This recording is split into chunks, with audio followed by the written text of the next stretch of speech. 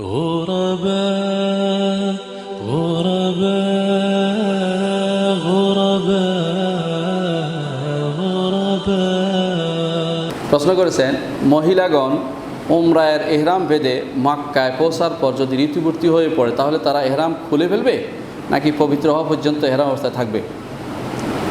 একটা কথা সবসময় মনে রাখবেন, ইহরাম বাঁধার পরে কোনো অবস্থাতেই ইহরাম খোলা যাবে না।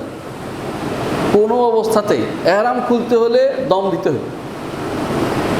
মুহাম্মদ রাসূলুল্লাহ সাল্লাল্লাহু আলাইহি ওয়াসাল্লাম যখন হুদায়বিয়ার সময় গেছে না, কিন্তু দম না দেওয়া পর্যন্ত উনি এহরাম খুললে দম দিয়ে তারপরে শান্তি পেয়েছে। অর্থাৎ কখনও এহরাম খোলা যাবে, মন চাইলেও বাঁধলেও মন চাইলে খুললো তা চলবি না।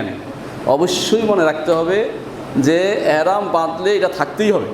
কি করবে তাহলে তিনি এই ঋতুবতী অবস্থায় বসে থাকবেন, যতক্ষণ তিনি পবিত্র না হচ্ছেন অতক্ষণ বাইতুল্লাহর তোয়াফ করতে পারবেন না।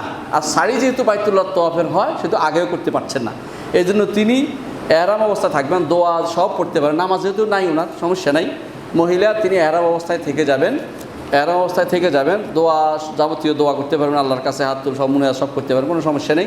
তালবিয়া পড়তে পারবেন আস্তে আস্তে, মানে মানুষ শোনার জন্য। মহিলা তালবিয়া বড় করে পড়বে না, তালবিয়া পড়বেন, লাব্বাইক আল্লাহুম্মা তালবিয়া পড়বেন, সুবহানাল্লাহ আলহামদুলিল্লাহ আল্লাহু আকবার পড়তে পারবেন, কোনো সমস্যা নেই। কোরআন তেলাওয়াত করতে পারবেন না, এই অবস্থা থাকবেন 7 দিন অথবা ধরো 40 দিন। যদি নেফাস হয় 40 দিন পার হওয়ার পরে তিনি তোয়াফ বাইতুল্লাহ তোয়াফ করবেন, বাইতুল্লাহ তোয়াফ শাড়ি করে তারপরে হালাল হবেন। কোনো দিন এহরাম খোলা যায় না, এহরাম মানে খুলে ফেলে দিবেন, এই কাজ হবে না কোনো দিন। বুঝে আসছে এই মাসালা? আলহামদুলিল্লাহ।